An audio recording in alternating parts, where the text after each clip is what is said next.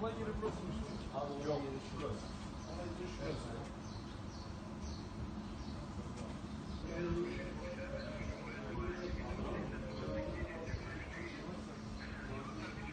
Fatih, devre mi? Senin araban burada mı? Ne çıkarız? Bu iki araba